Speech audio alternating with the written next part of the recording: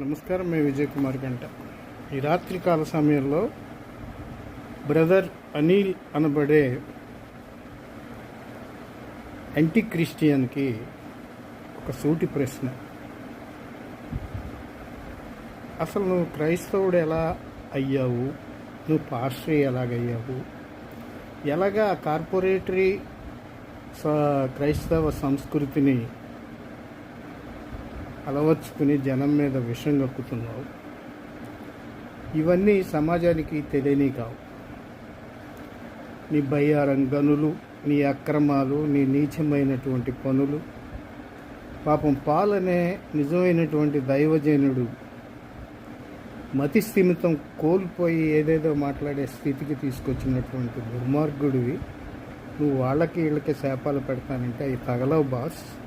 గుర్తుపెట్టుకో, నువ్వు యోధావి.